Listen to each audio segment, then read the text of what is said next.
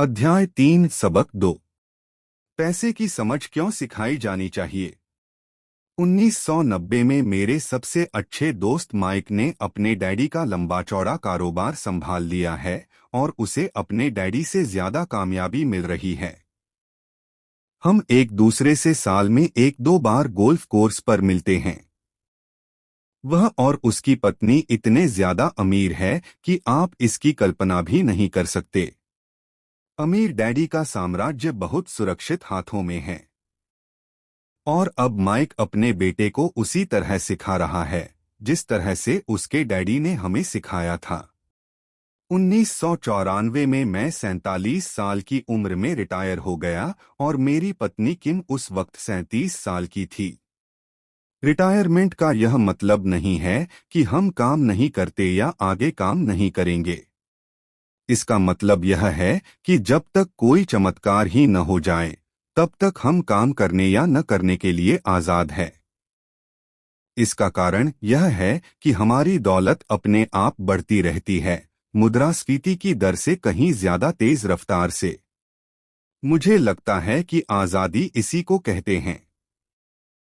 हमारी दौलत इतनी ज्यादा है कि यह अपने आप बढ़ सकती है। यह पेड़ लगाने की तरह है।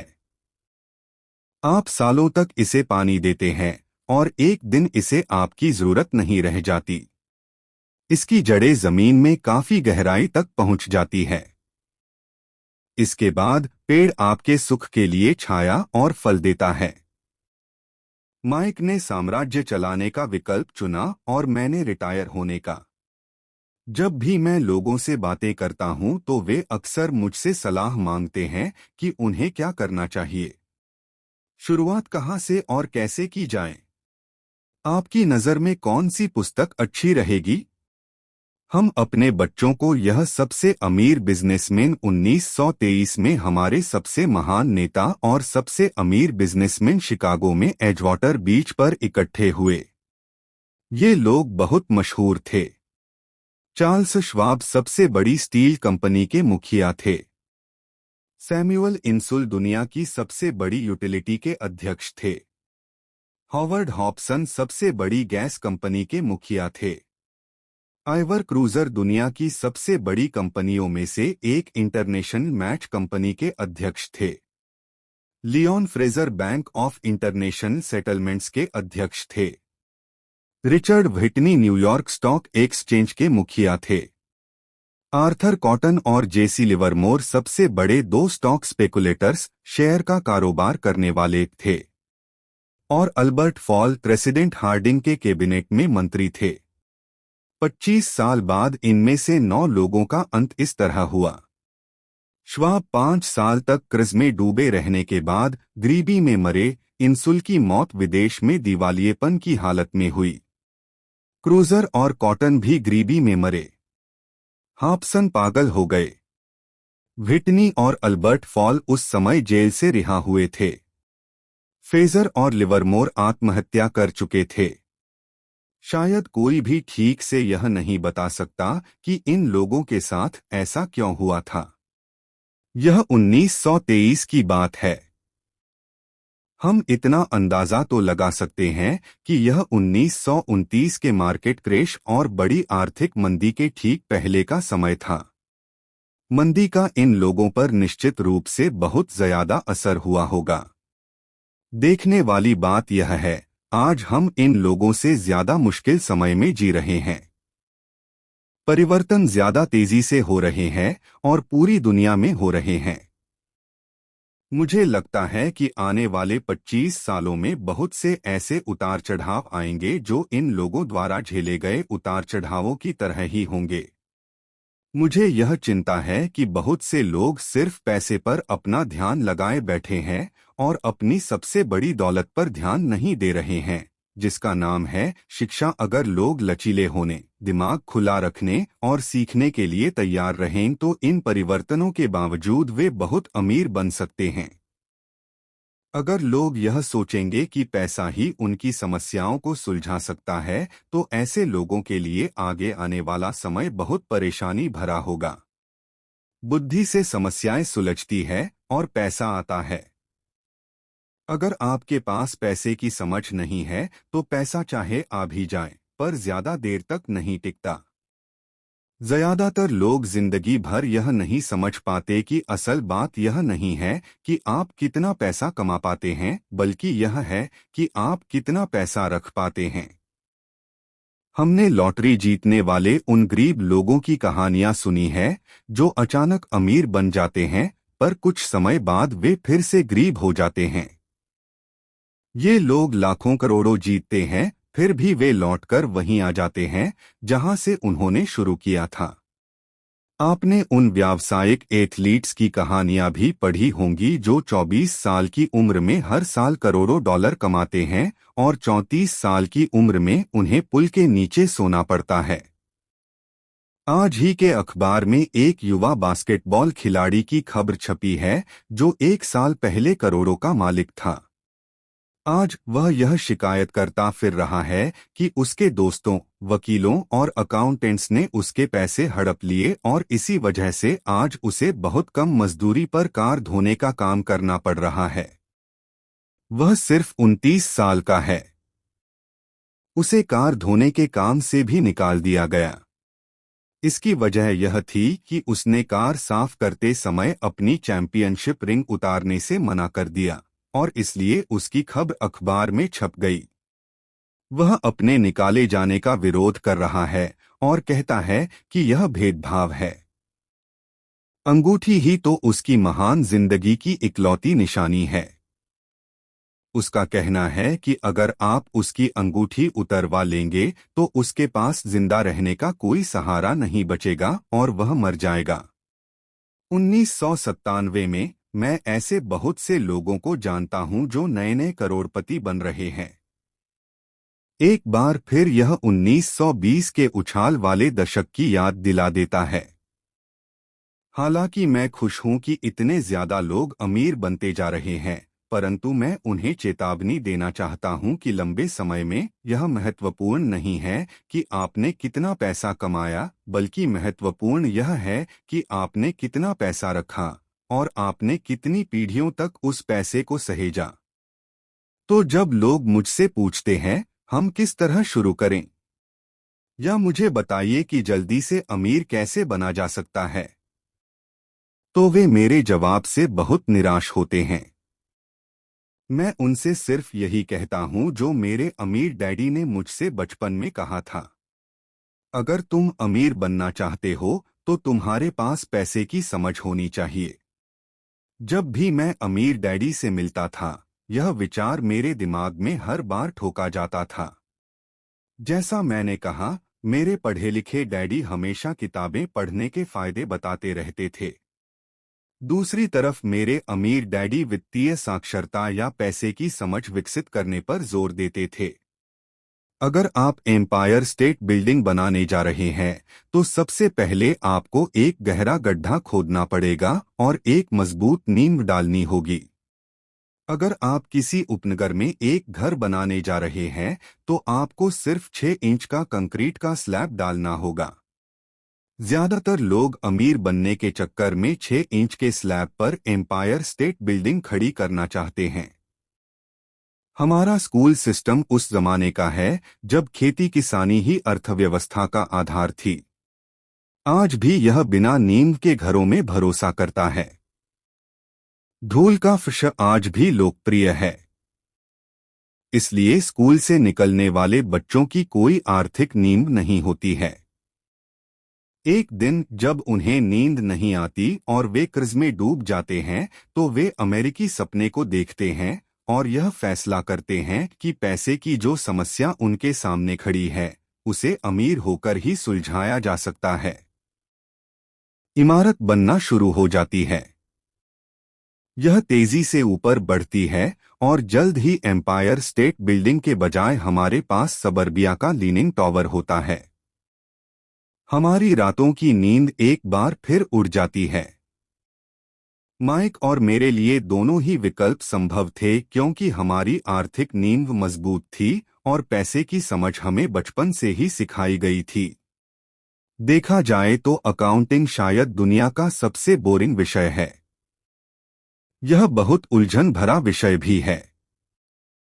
परंतु अगर आप लंबे समय तक अमीर बने रहना चाहते हैं तो यह सबसे महत्वपूर्ण विषय भी है। सवाल यह है कि आप इस बोरिंग और उलझन भरे विषय को अपने बच्चे को किस तरह सिखा सकते हैं। इस सवाल का जवाब है, इसे आसान बनाकर। पहले इसे तस्वीरों के जरिए सिखाएं। अमीर डैडी ने माइक और मेरे लिए एक मजबूत आर्थिक नींव डाली थी। चूंकि हम लोग छोटे बच्चे थे, इसलिए उन्होंने हमें सिखाने का एक आसान तरीका ईजाद किया। सालों तक वे केवल चित्र बनाते रहे और उनके साथ शब्दों का इस्तेमाल करके हमें समझाते रहे। जब माइक और मैंने उन आसान डायग्राम्स की मदद से आर्थिक शब्दावली और पैसे के खेल को समझ लिया, तो इसके कई सालों बाद अमीर डैडी ने अंकों को जोड़ना शुरू किया।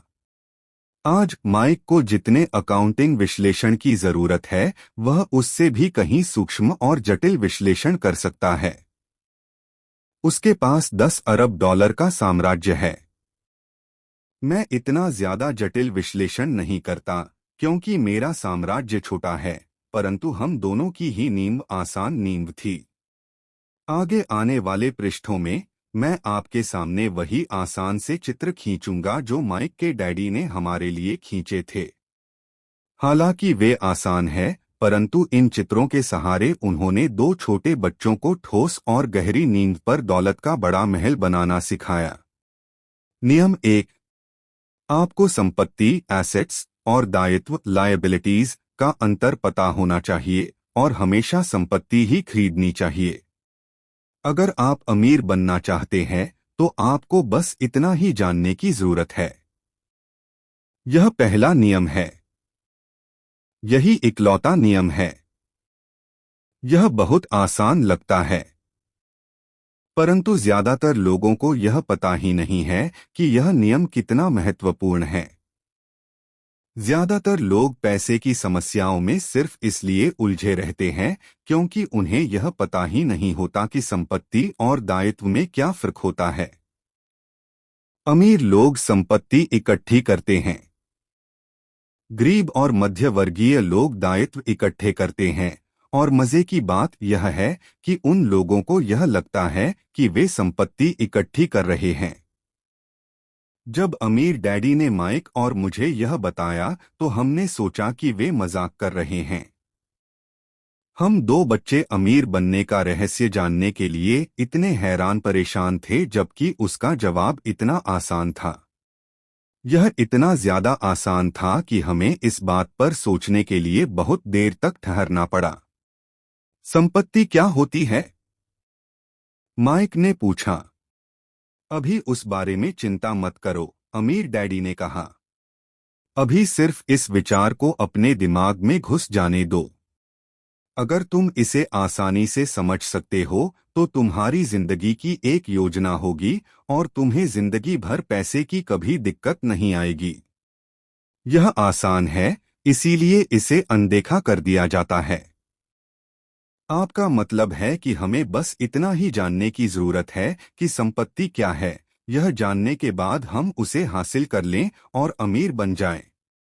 मैंने पूछा। अमीर डैडी ने हामी भरी। हाँ, यह इतना ही आसान है। अगर यह इतना आसान है तो फिर हर आदमी अमीर क्यों नहीं बन जाता? मैंने पूछा। अमीर डैडी मुस्कराए। क्योंकि लोग संपत्ति और दायित्व में फर्क नहीं कर पाते। मुझे याद है मैंने पूछा था, वयस्क लोग इतने मूर्ख कैसे हो सकते हैं? अगर यह इतना आसान है और इतना महत्वपूर्ण है तो हर कोई इसे जानना या खोजना क्यों नहीं चाहता? संपत्ति और दायित्व क्या होते हैं, यह समझाने में अमीर डैडी को बस कुछ ही मिनट लगे। बड़े लोगों को यह नियम समझाने में मुझे बहुत कठिनाई होती है।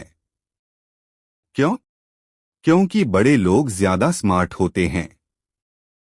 मैंने अक्सर देखा है कि ज्यादातर लोग आसान विचारों को नहीं समझ पाते। इसका कारण यह है कि उनकी शिक्षा अलग तरह से हुई है। उन्हें दूसरे प्रोफेशंस ने पढ़ाया है, जैसे bankers, accountants, real estate agents, financial planners इत्यादि। ज्यादातर बड़े लोगों के सामने मुश्किल यह होती है कि उन्हें बहुत कुछ भूलना पड़ता है और एक बार फिर से बच्चा बनना पड़ता है। एक समझदार वयस्क को अक्सर ऐसा लगता है कि आसान परिभाषाओं पर ध्यान देना मूर्खता है। अमीर डैडी किस सिद्धांत में यकीन करते थे? कीप इट सिंपल स्टूपिड, मूर्ख, इसे आसान ही रहने दो। इसलिए वे हम दो छोटे बच्चों को सबक को आसान बनाते थे और इस तरह उन्होंने हमारी पैसे की नींव को ज्यादा मजबूत बना दिया। तो दिक्कत या उलझन किस बात से आती है? या इतनी आसान चीज किस तरह कठिन बन जाती है? कोई ऐसी संपत्ति क्यों खरीदता है जो असल में दायित्व होती है? इसका जवाब हमें अपनी बुनियादी शिक्षा में मिलता है। हम साक्षरता शब्द पर ध्यान देते हैं और पैसे की साक्षरता को अनदेखा कर देते हैं। कोई वस्तु संपत्ति है या दायित्व, यह कैसे पता चलेगा? अगर आप सचमुच झंझट में फंसना चाहें तो इन शब्दों को डिक्शनरी में देख लें। मैं जानता हूं कि वहां दी हुई परिभाषाएं किसी अकाउंटेंट को अच्छी लगती होंगी, परंतु दिक्कत यह है कि आम आदमी उन्हें पूरी तरह से नहीं समझ पाता। फिर भी हम वयस्क लोग यह मानने में अपनी तौहीन समझते हैं कि कोई चीज हमें समझ में नहीं आ रही है। छोटे बच्चों को समझाते समय अमीर डैडी ने एक बार कहा था, संपत्ति को शब्दों के नहीं, अंकों के द्वारा पढ़ा जाता है। और अगर आप अंकों को नहीं पढ़ सकते तो आपको संपत्ति और जमीन में खुदे गड्ढे में कोई फर्क महसूस नहीं होगा। अकाउंटिंग में अंक महत्वपूर्ण नहीं है, महत्वपूर्ण तो वह बात है जो अंक आपको बता रहे हैं। यह शब्दों की ही तरह है। शब्द महत्वपूर्ण नहीं होते, महत्वपूर्ण वह बात होती है जो शब्दों के जरिए बताई जाती है। कई लोग पढ़ते हैं परंतु ज्यादा समझ नहीं पाते। यह रीडिंग कॉम्प्रिहेंशन या पढ़े हुए को समझने की काबिलियत होती है।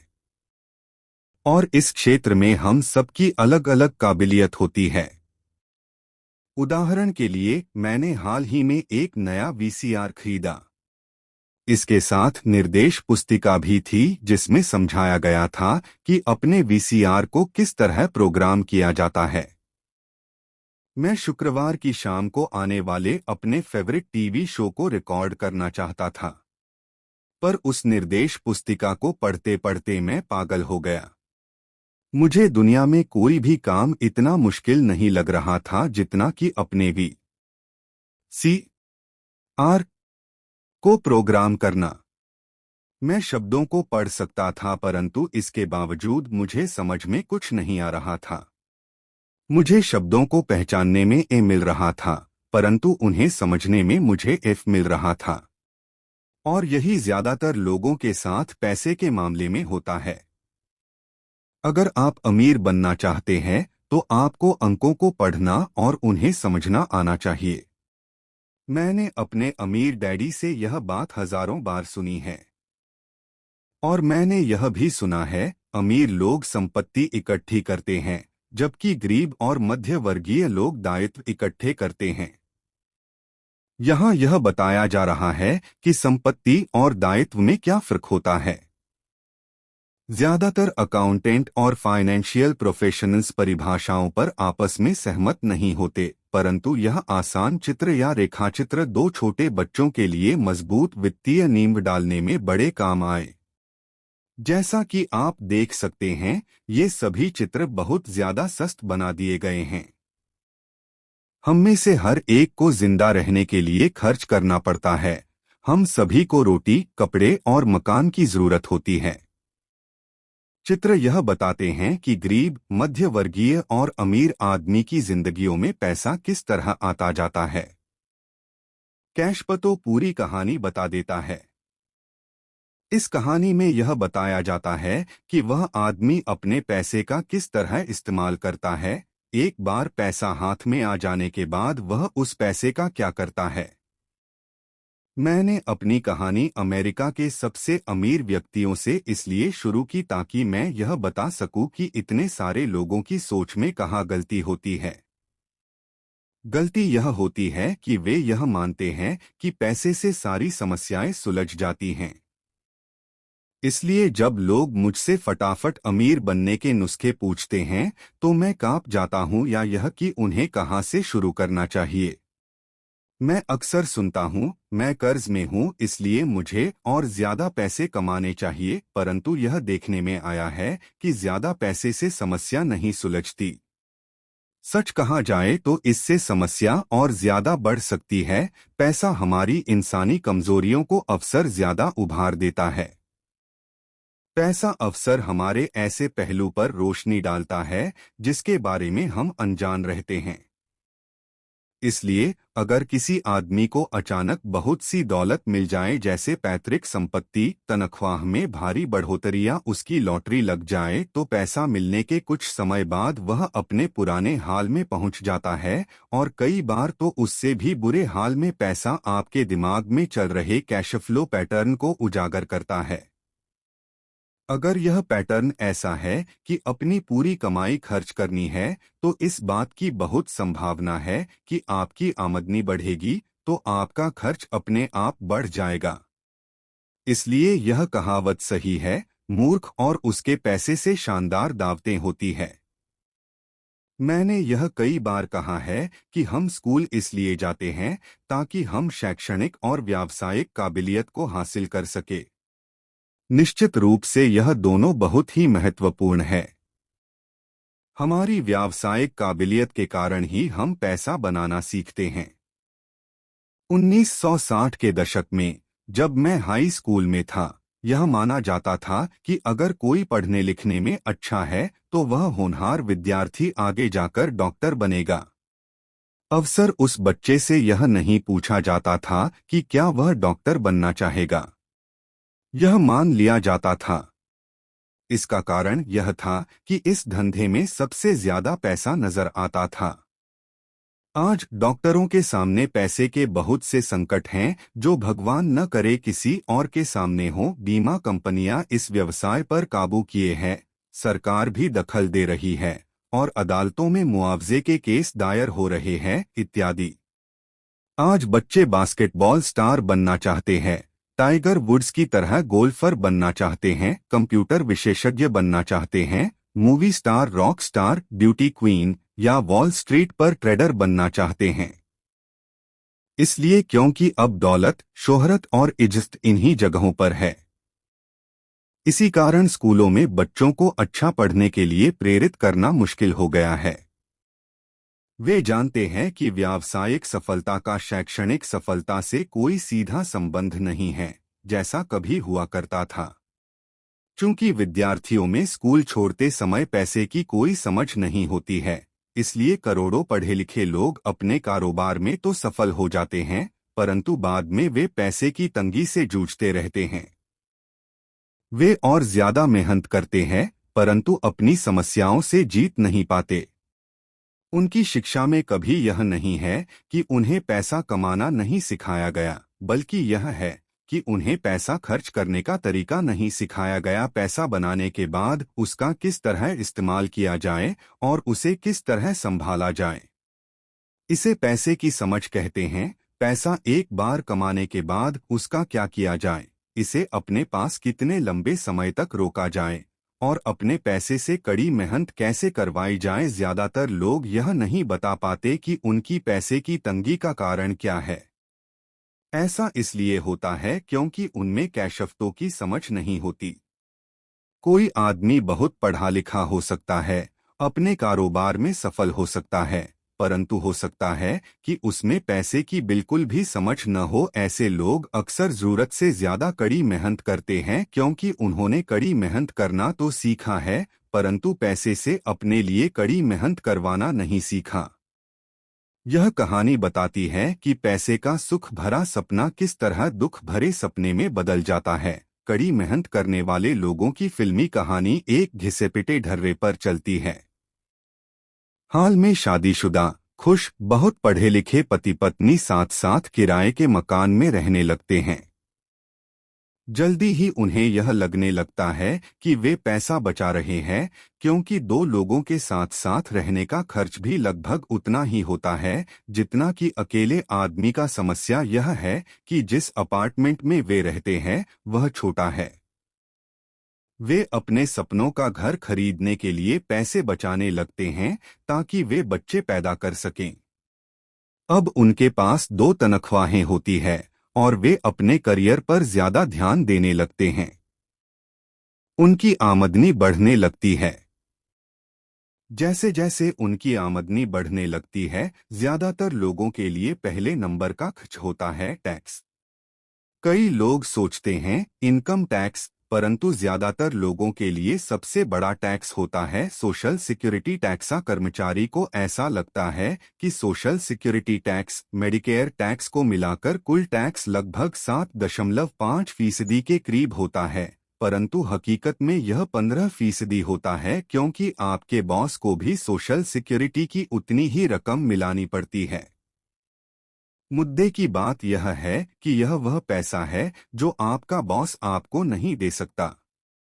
इससे भी बड़ी बात यह है कि आपको अपने वेतन में से कटे सोशल सिक्योरिटी टैक्स की स्क्रम पर इनकम टैक्स भी देना होता है, और यह ऐसी आमदनी होती है जो आपके हाथ में नहीं आई है, बल्कि सीधे ही सोशल सिक्योरिटी में चली गई है।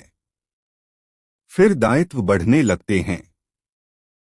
इसे समझाने का सबसे अच्छा तरीका यह है कि हम वापस युवा पति पत्नी की कहानी की तरफ चलें। उनकी आमदनी बढ़ने के कारण वे फैसला करते हैं कि अब वे किराए के मकान में नहीं रहेंगे, बल्कि अपने सपनों का घर खरीद लेंगे। जब वे अपने घर में पहुंच जाते हैं तो उन पर एक नए टैक्स का बोझ आ जाता है, जिसे प्रॉपर्टी टैक्स कहते हैं। फिर वो लोग एक नई कार खरीदते हैं, नया फर्नीचर और नया सामान खरीदते हैं ताकि उनका घर आलीशान लगे। अचानक वे अपने सपने से जागते हैं और देखते हैं कि उनके दायित्व का कॉलम बढ़ गया है। वे कर्ज में हैं और उन्हें बहुत से मॉर्टगेज ऋण और क्रेडिट कार्ड ऋण चुकाने हैं। अब वे चूहा दौड़ में फंस चुके हैं।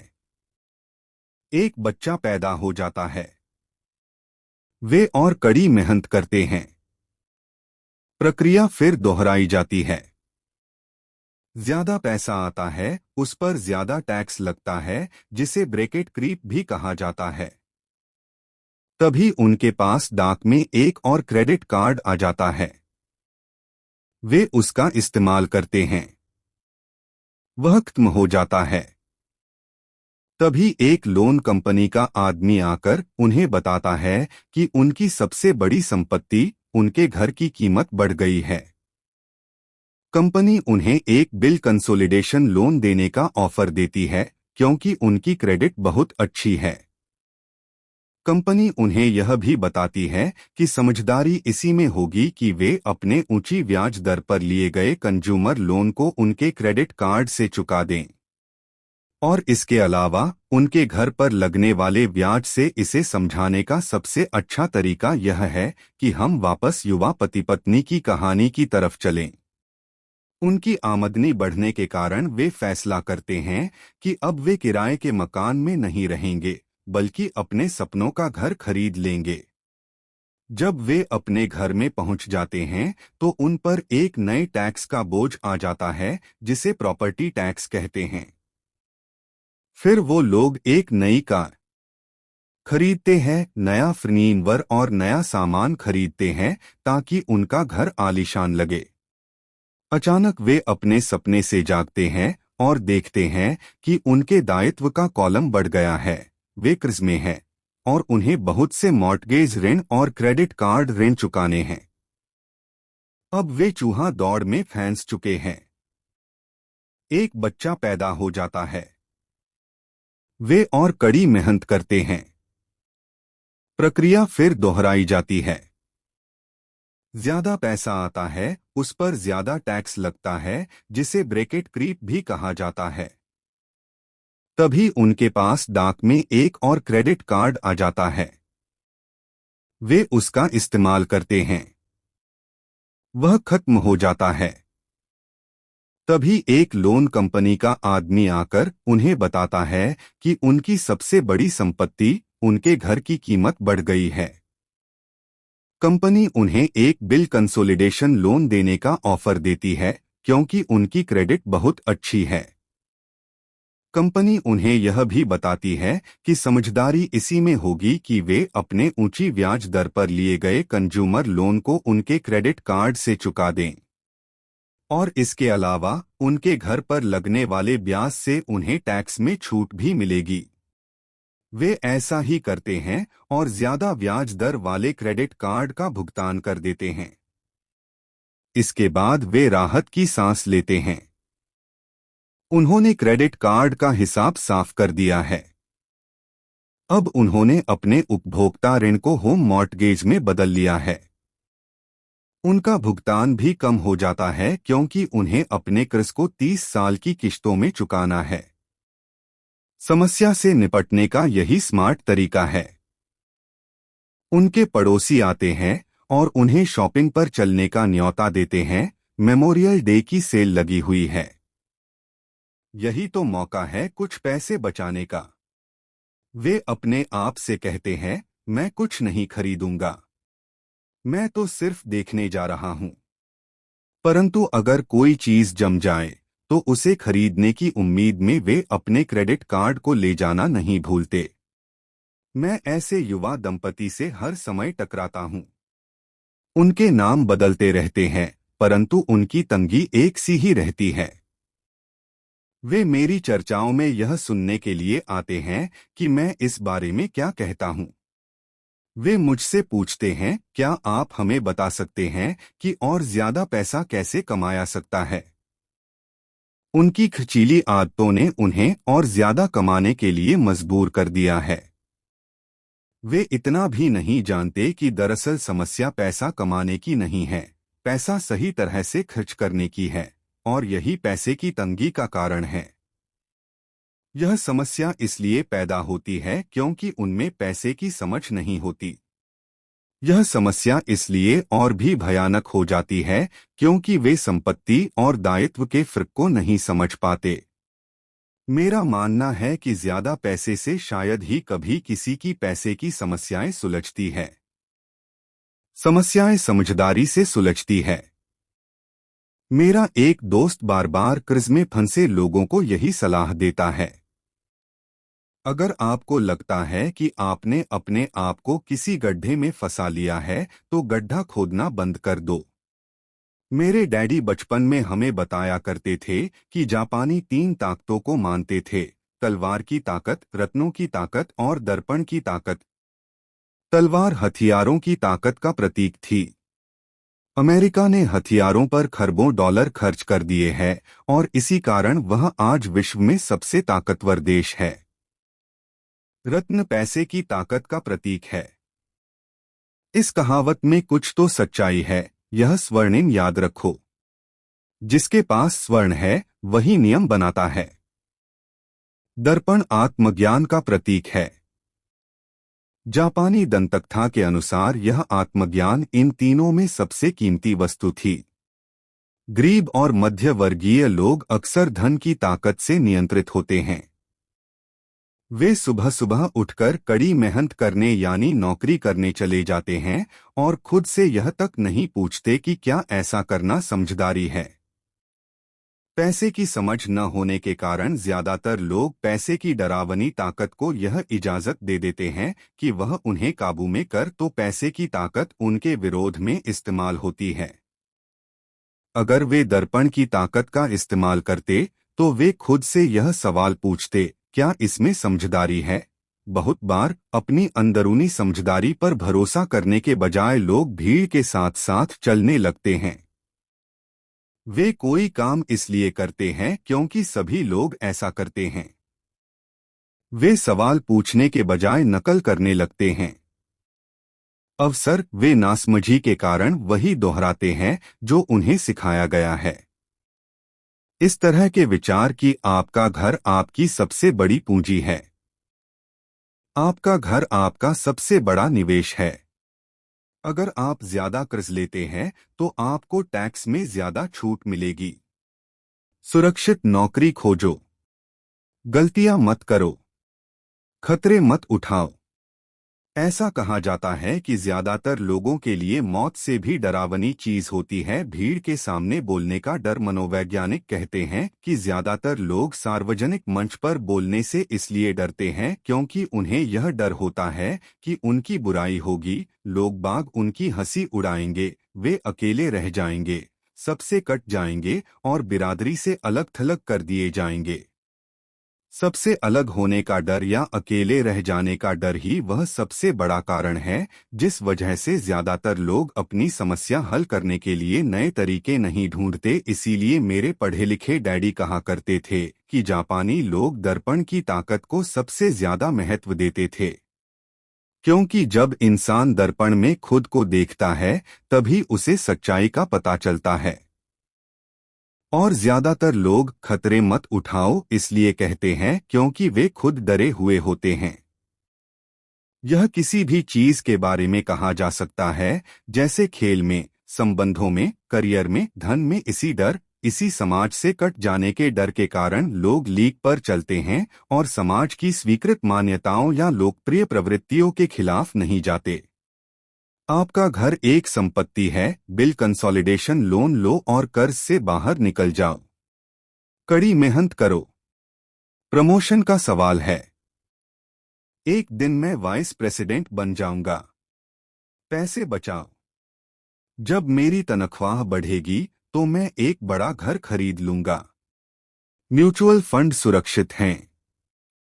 टिकल भी एल्मो डॉल्स अभी स्टॉक में नहीं है, परंतु मेरे पास एक डील रखी हुई है जो दूसरा ग्राहक अब तक लेने नहीं आया है। भीड़ के साथ चलने और पड़ोसियों के ऐशो आराम की नकल के कारण पैसे की बहुत सी समस्याएं पैदा होती हैं। कई बार हम सभी को दर्पण में देखने की जरूरत होती है और हमें अपने डर के बजाय अपनी अंदरूनी समझदारी से सोचना चाहिए। जब माइक और मैं 16 वर्ष के हुए तो हमें स्कूल में समस्याएं आने लगी थीं। हम बुरे बच्चे नहीं थे, हम केवल अपने आप को भीड़ से अलग कर रहे थे। स्कूल के बाद और शनिवार रविवार को हम माइक के डैडी के लिए काम करते थे।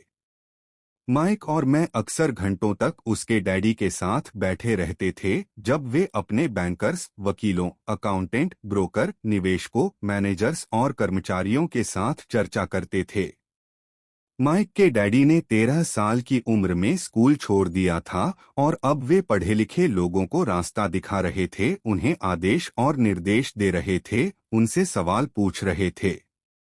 पढ़े लिखे लोग उनकी एक आवाज पर दौड़े चले आते थे और उनके गुस्से से डरते थे। यह आदमी कभी भीड़ के साथ नहीं चला। इस आदमी ने खुद के दम पर सोचा और फैसले किए। उन्हें इन शब्दों से चिढ़ होती थी, हमें इसे इस तरह से इसलिए करना पड़ेगा क्योंकि सभी लोग इसी तरह से करते हैं। वे नहीं हो सकता से भी बहुत चिढ़ते थे। अगर आप उनसे कोई काम करवाना चाहते थे तो आपको बस इतना ही कहना था, मुझे लगता है कि आप इसे नहीं कर सकते। माइक और मैं उनके साथ रहकर जितना सीखे उतना हमने स्कूल में बिताए सालों में कभी नहीं सीखा, कॉलेज में भी नहीं। माइक के डैडी के पास स्कूल की शिक्षा तो नहीं थी, परंतु उनके पास पैसे की शिक्षा थी और इसी कारण वे सफल भी थे। वे हमें बार बार बताया करते थे, एक समझदार आदमी अपने से ज्यादा समझदार लोगों को नौकरी पर रख सकता है। इसलिए माइक और मुझे समझदार लोगों की बातें सुनने और उनसे सीखने का लाभ मिला। परंतु इसके कारण माइक और मैं दोनों ही उस सामाजिक मान्यता के साथ नहीं चल पाए जो हमारे शिक्षक हमें सिखाते थे, और इस वजह से कई समस्याएं पैदा हो गई। जब कोई टीचर कहता था, अगर तुम्हें अच्छे नंबर नहीं मिलते हैं तो तुम दुनिया में कुछ नहीं कर सकते, तो माइक और मैं अपनी भौहें चढ़ा लेते थे। जब हमें घिसे पिटे ढर्रे पर चलने को कहा जाता था और नियमों का अक्षरश पालन करना सिखाया जाता था, तो हमें यह लगता था कि स्कूली शिक्षा दरअसल रचनात्मकता का गला घोंट देती है। हम अमीर डैडी की यह बात समझने लगे थे कि स्कूलों को इसलिए बनाया गया है ताकि वहां अच्छे कर्मचारी तैयार हो सकें, न कि अच्छे मालिका। कभी कभार माइक या मैं टीचर से पूछते थे कि हम जो पढ़ रहे हैं उसकी असली जिंदगी में क्या उपयोगिता है, या यह कि हमें पैसे के बारे में क्यों नहीं पढ़ाया जाता है। दूसरे सवाल का अक्सर हमें यह जवाब मिलता था कि पैसा महत्वपूर्ण नहीं है, और अगर हम अच्छी पढ़ाई करेंगे तो पैसा अपने आप मिलने लगेगा। हम पैसे की ताकत के बारे में जितना ज्यादा जानते जाते थे, अपने शिक्षकों और सहपाठियों से उतना ही दूर होते जाते थे। मेरे पढ़े लिखे डैडी ने कभी मुझ पर अच्छे नंबरों के लिए दबाव नहीं डाला। मुझे इस बात पर हैरत होती है कि उन्होंने ऐसा क्यों नहीं किया। परंतु हम लोगों में पैसे को लेकर अक्सर वाद विवाद होने लगे थे। जब मैं 16 साल का हुआ तो मेरी पैसे की बुनियाद मेरे मम्मी डैडी से अच्छी हो चुकी थी। मैं हिसाब किताब रख सकता था। मैं tax accountants, corporate attorney, bankers, real estate brokers, निवेशकों इत्यादि की बातें सुनता था। मेरे डैडी शिक्षकों से बातें करते थे। एक दिन मेरे डैडी मुझे बता रहे थे कि हमारा घर हमारे लिए सबसे बड़ा निवेश क्यों है। इस बात को लेकर हम लोगों में बहस हो गई जब मैंने उन्हें यह बताया कि घर हमारे लिए एक अच्छा निवेश क्यों नहीं है। यहाँ ये साफ हो जाता है कि अपने अपने घरों को लेकर मेरे अमीर डैडी और मेरे गरीब डैडी के विचारों में कितना अंतर था। एक डैडी के हिसाब से उनका घर एक संपत्ति थी, जबकि दूसरे डैडी के हिसाब से यह एक दायित्व था। मुझे याद है मैंने नीचे एक चित्र खींचकर अपने डैडी को कैश फ्लो की दिशा समझाने की कोशिश की थी। मैंने उन्हें यह भी बताया था कि घर के साथ साथ उससे जुड़े कुछ दीगर खर्च भी बढ़ जाते हैं। एक ज्यादा बड़े घर का मतलब था और ज्यादा खर्च, और इसका मतलब यह था कि कैश फ्लो खर्च के कॉलम से होकर गुजरता रहता था। दायित्व। आज भी लोग बाग मुझसे इस बात पर बहस करते हैं कि उनका घर संपत्ति क्यों नहीं होता। मैं जानता हूं कि बहुत से लोगों के लिए खुद का घर उनका सबसे बड़ा सपना होता है, और इसीलिए वे इसे अपना सबसे बड़ा निवेश मानते हैं। अपने घर के मालिक होने से ज्यादा अच्छा कुछ भी नहीं है। मैं इस लोकप्रिय मान्यता को देखने का एक और नजरिया सुझाना चाहता हूं। अगर मैं और मेरी पत्नी एक ज्यादा बड़ा और आलीशान मकान खरीदने की बात सोचते हैं, तो हम जानते हैं कि यह एक संपत्ति नहीं होगी बल्कि एक दायित्व होगा, क्योंकि इससे हमारी जेब से पैसा निकल जाएगा। तो यह रहा मेरा तर्क। हालांकि ज्यादातर लोग मुझसे सहमत नहीं होंगे, क्योंकि घर एक भावनात्मक चीज होती है, और जब पैसे का सवाल आता है तो भावनाएं पैसे की समझ को हरा देती है। मुझे व्यक्तिगत अनुभव से पता है कि पैसा हर फैसले को भावनात्मक बना देता है। एक जब घर की बात आती है तो मैं यह बताना चाहता हूं कि ज्यादातर लोग उस घर की कीमत चुकाने के लिए जिंदगी भर काम करते हैं जिसके वे कभी पूरी तरह मालिक नहीं होते। दूसरे शब्दों में, ज्यादातर लोग एक घर खरीदने के कुछ सालों बाद दूसरा घर खरीदकर, और हर बार पहले मकान के लिए जो कर्ज वे लेते हैं उस पर उनके पास हर बार 30 साल का नया कर्ज हो जाता है। 2 हालांकि लोगों को मोर्गेज पेमेंट पर ब्याज के लिए टैक्स में छूट मिलती है, परंतु वे अपने दीगर खर्च के लिए टैक्स के बाद मिलने वाले डॉलरों का उपयोग करते हैं, अपनी मॉर्टगेज पूरी तरह चुकाने के बाद भी। 3 प्रॉपर्टी टैक्स।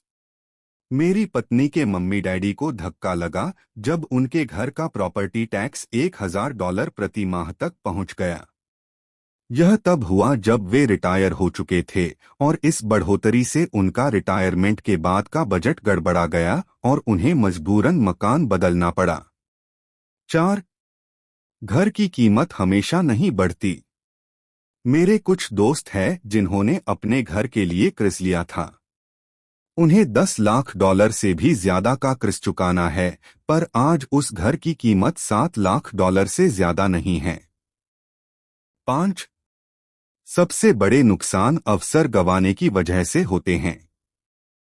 अगर आपका सारा पैसा मकान में कैसा रहता है तो आपको ज्यादा कड़ी मेहनत करनी पड़ती है ताकि आपका खर्च चलता रहे। इस दौरान आपके संपत्ति वाले कॉलम में कोई बढ़ोतरी नहीं होती है। अगर एक युवा पति पत्नी शुरुआत में ही अपना पैसा संपत्ति वाले कॉलम में लगाए तो उनके आगे के साल आराम से गुजरेंगे, खासकर उस समय जब वे अपने बच्चों को कॉलेज में भेजेंगे। इस दौरान उनकी संपत्ति भी बढ़ जाएगी और उनके खर्चे भी आराम से चलते रहेंगे। अक्सर ऐसा होता है कि आपका घर आपके बढ़ते हुए खर्च के भुगतान के लिए होम इक्विटी लोन का साधन बन जाता है। संक्षेप में, अपना घर खरीदने का फैसला बहुत खर्चीला पड़ता है। इसके बजाय बेहतर यह होगा कि जल्दी ही इन्वेस्टमेंट पोर्टफोलियोज बना लिया जाए। किसी आदमी पर इसका असर कम से कम 3 तरह से पड़ता है। 1. समय की बर्बादी, क्योंकि इस दौरान दूसरी संपत्तियों का मूल्य बढ़ गया होता। 2. अतिरिक्त पूंजी की बर्बादी, जिसे दोबारा निवेश किया जा सकता था, जबकि घर खरीदने के बाद आपको घर से सीधे जुड़े बहुत से खर्च उठाने पड़ते हैं। 3.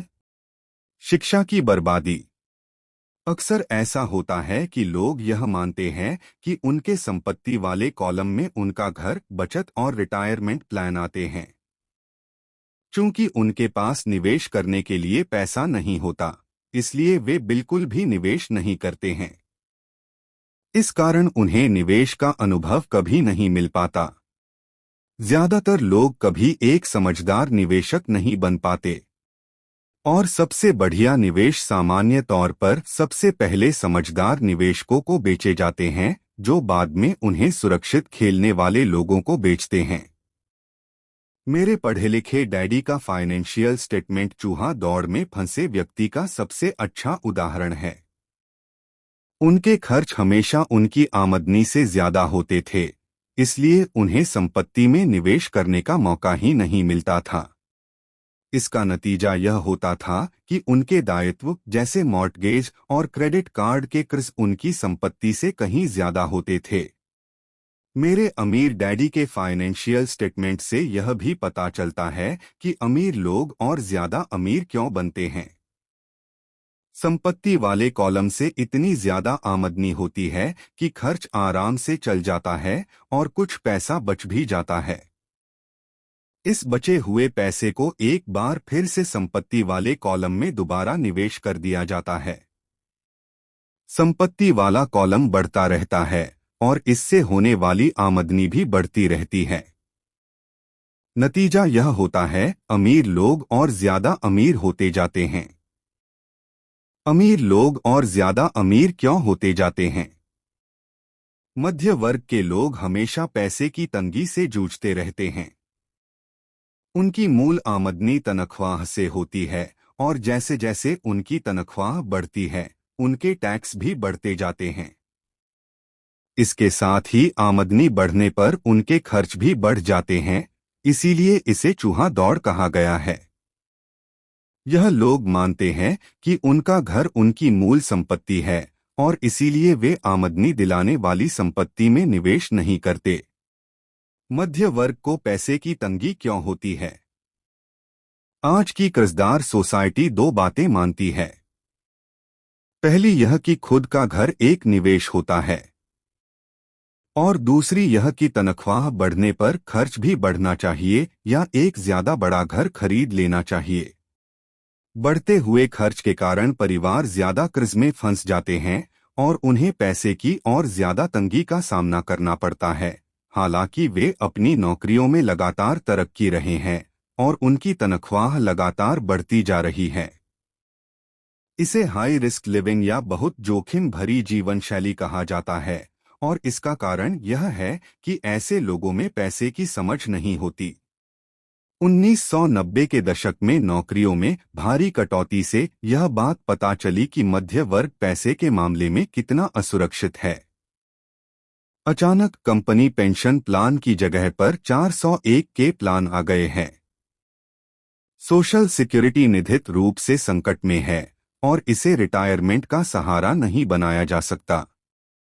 मध्य वर्ग में घबराहट का माहौल पैदा हो गया है। आज एक अच्छी बात यह है कि ज्यादातर लोग यह बातें समझते हैं और इसलिए उन्होंने म्यूचुअल फंड खरीदना शुरू कर दिया है। निवेश में हुई बढ़ोतरी के कारण ही हमने स्टॉक मार्केट में इतनी तेजी देखी है। आज मध्य वर्ग की बढ़ती मांग को पूरा करने के लिए नए नए म्यूचुअल फंड बनते जा रहे हैं। म्यूचुअल फंड इसलिए लोकप्रिय है क्योंकि वे सुरक्षा के प्रतीक है। औसत म्यूचुअल फंड खरीदने वाले आदमी नौकरी में, टैक्स और मॉर्टगेज चुकाने में, अपने बच्चों की कॉलेज की फीस के लिए पैसे बचाने में और अपने क्रेडिट कार्ड का हिसाब साफ करने में बहुत ज्यादा व्यस्त है। उनके पास इतना समय नहीं है कि वे निवेश करने की कला सीख सकें, इसलिए वे म्यूचुअल फंड के मैनेजर की काबिलियत पर भरोसा करते हैं। साथ ही चूंकि म्यूचुअल फंड कई तरह के निवेश करता है, इसलिए उन्हें ऐसा लगता है कि उनका पैसा ज्यादा सुरक्षित है क्योंकि यह कई टुकड़ों में बंट गया है या डाइवर्सिफाइड हो गया है। पढ़े लिखे मध्य वर्ग का यह समूह म्यूचुअल फंड ब्रोकर्स और फाइनेंशियल प्लानर्स के डाइवर्सिफाई सिद्धांत को सही मानता है।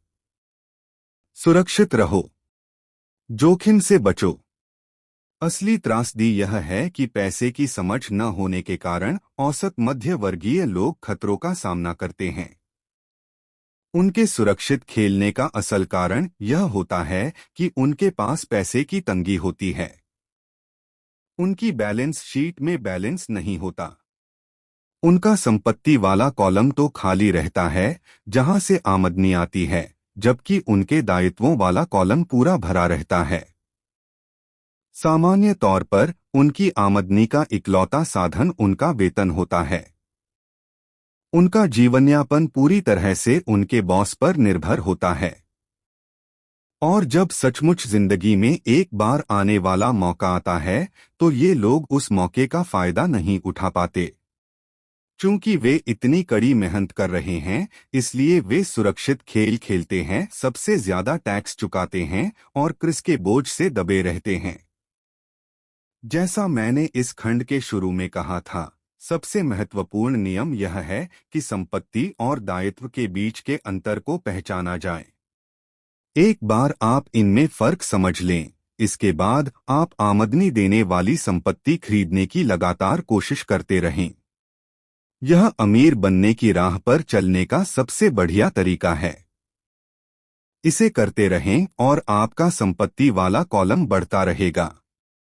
अपने दायित्व और खर्च को कम करने की कोशिश भी करते रहें। इससे पैसा आपके संपत्ति वाले कॉलम में आता रहेगा।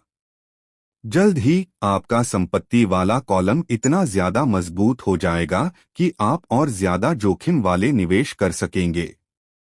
ऐसे निवेश जिनमें 100% से अनंत तक फायदा हो सकता है। ऐसे निवेश जिनमें $5,000 की रकम जल्दी ही $10 लाख या इससे ज्यादा हो जाती है। ऐसे निवेश जिन्हें मध्य वर्ग बहुत जोखिम भरा मानता है।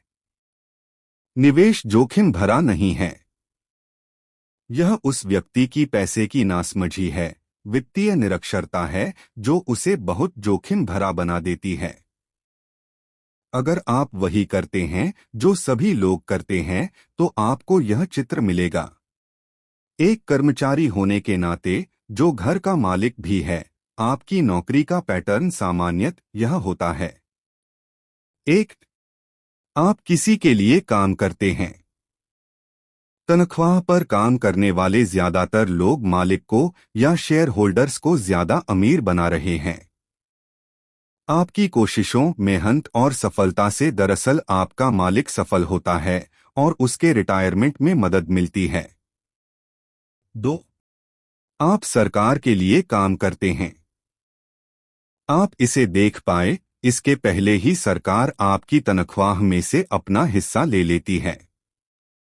ज्यादा कड़ी मेहनत करके आप सरकार को देने वाले टैक्स में बढ़ोतरी करते हैं। ज्यादातर लोग जनवरी से मई तक सिर्फ सरकार के लिए काम करते हैं। 3, आप बैंक के लिए काम करते हैं।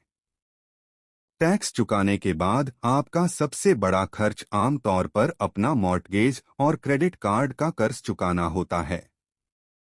अगर आप सिर्फ ज्यादा कड़ी मेहनत से काम करते जाएं, तो समस्या यह है कि तीनों ही मामलों में आपकी ज्यादा मेहनत से किसी और को ज्यादा फायदा मिलता है। आपको यह सीखना चाहिए कि आपकी ज्यादा मेहनत से किस तरह आपको और आपके परिवार को सीधा फायदा मिल सकता है। अगर आप यह फैसला कर भी लें कि आप अपने काम से काम रखेंगे, फिर भी आपको यह नहीं पता होता कि आपके लक्ष्यों को किस तरह से निर्धारित किया जाए। ज्यादातर लोग अपने प्रोफेशन को बनाए रखना चाहते हैं और अपनी तनख्वाह के सहारे ही संपत्ति बनाना चाहते हैं। जब उनकी संपत्ति बढ़ती है, तो वे किस तरह अपनी सफलता का आकलन करते हैं। कब कोई आदमी यह महसूस करता है कि वह अमीर है कि उसके पास दौलत है। संपत्ति और दायित्व की मेरी अपनी परिभाषाओं की ही तरह दौलत के बारे में भी मेरी अपनी परिभाषा है। दरअसल मैंने इसे बकमिंस्टर फुलर नामक व्यक्ति से सीखा है। कुछ लोग उसे नीम हकीम कहते हैं और कई लोग उसे एक जीता जागता जीनियस कहते हैं। सालों पहले सभी वास्तुविद इसलिए हैरान हो गए थे क्योंकि 1961 में उसने जियोडेसिक डोम के पेटेंट के लिए आवेदन किया था और उस आवेदन में फुलर ने दौलत के बारे में भी कुछ कहा था। पहले तो उसका ठीक ठीक मतलब समझ में नहीं आया था, परंतु उसे कई बार पढ़ने के बाद इसका मतलब समझ में आने लगा। दौलत किसी आदमी की वह योग्यता है जिसके सहारे वह आगे आने वाले इतने दिनों तक जिंदा रह सकता है। यानी अगर मैं आज काम करना बंद कर दूं तो मैं कितने समय तक जिंदा रह सकता। यह नेट वर्थ की तरह नहीं है, जो आपकी संपत्ति और दायित्व के बीच का अंतर है। हर व्यक्ति को लगता है कि उसके पास जो सामान है वह बहुत कीमती है, परंतु इस परिभाषा से सचमुच सही आकलन किया जा सकता है। मैं अब आकलन कर सकता हूं और सचमुच जानता हूं कि आर्थिक रूप से आजाद होने के मेरे लक्ष्य के संदर्भ में मैंने कितनी तरक्की कर ली है। हालांकि नेट वर्थ में ऐसी चीजें भी आ जाती हैं जिनसे पैसा नहीं आता, जैसे वह वस्तु जो आपके गैरेज में खड़ी है। दौलत का सीधा सा हिसाब यह है कि आपका पैसा कितना पैसा बना रहा है और इसलिए आप आर्थिक रूप से कितने दिनों तक जिंदा रह सकते हैं। दौलत दरअसल संपत्ति के कॉलम की कैशफ्तों के दायित्व वाले कॉलम के साथ तुलना है। एक उदाहरण है, यह कहें कि मेरे पास हर महीने में संपत्ति वाले कॉलम से $1000 का कैश फ्लो है और मेरा खर्च हर महीने $2000 है। मेरे पास कितनी दौलत है? अब हम बकमिस्टर फुतर की परिभाषा की तरफ चलें। उनकी परिभाषा के हिसाब से मैं कितने दिनों तक जिंदा रह सकता हूं? अगर हम एक महीने में 30 दिन मान लें, तो इस परिभाषा के हिसाब से मैं 15 दिन तक जिंदा रह सकता हूं। जब मैं अपनी संपत्ति से हर महीने $2000 का कैश फ्लो हासिल करने लग जाऊंगा तो मैं दौलतमंद हो जाऊंगा। हालांकि मैं अमीर नहीं हूं, परंतु मैं दौलतमंद जरूर हूं। हर महीने मेरी संपत्ति से मुझे जो आमदनी मिलती है वह मेरे महीने भर के खर्च के लिए काफी होती है। अगर मैं अपने खर्च को बढ़ाना चाहता हूं तो मुझे इसके पहले अपनी संपत्ति से आने वाले कैश फ्लो को बढ़ाना होगा। यह ध्यान रखें कि इस बिंदु पर मैं अपनी तनख्वाह पर बिल्कुल भी निर्भर नहीं हूं। मैंने संपत्ति वाले कॉलम को भरने में जीतोड़ कोशिश की थी और मैं इसमें सफल भी हुआ था, जिसके कारण आज मैं आर्थिक रूप से आजाद हो गया हूं। अगर मैं आज अपनी नौकरी छोड़ भी दूं तो भी मेरी संपत्तियों से इतना कैश फ्लो आता रहेगा कि मेरा खर्च आसानी से चलता रहेगा। मेरा अगला लक्ष्य यह होगा कि मेरी संपत्तियों से आने वाले अतिरिक्त कैश फ्लो को फिर से संपत्ति वाले कॉलम में निवेश कर दिया जाए। मेरे संपत्ति वाले कॉलम में जितना ज्यादा पैसा जाता है, मेरा संपत्ति वाला कॉलम उतना ही बढ़ता रहता है। मेरा संपत्ति वाला कॉलम जितना ज्यादा बढ़ता है वहां से उतना ही ज्यादा कैश फ्लो आता है। और जब तक मैं अपने खर्च को आने वाले कैश फ्लो से कम रखता हूं तब तक मैं ज्यादा अमीर बनता रहूंगा। और ध्यान देने वाली बात यह है कि मेरी आमदनी शारीरिक मेहनत से नहीं बल्कि दूसरे जरियों से हो रही है। जब तक पुनर्निवेश की यह प्रक्रिया चलती रहती है मैं अमीर बनने की राह पर तेजी से चलता रहूंगा। अमीरी की असली परिभाषा देखने वाले की निगाह में होती है। आप कभी अत्यधिक अमीर नहीं हो सकते। इस आसान सबक को याद रखें। अमीर संपत्ति खरीदते हैं, गरीब केवल खर्च करते हैं। मध्य वर्ग दायित्व खरीदता है परंतु वह सोचता है कि वह संपत्ति खरीद रहा है। तो किस तरह मैंने अपने काम से काम रखा? इस सवाल का जवाब क्या है? मैकडॉनल्ड के मालिक की बात सुने।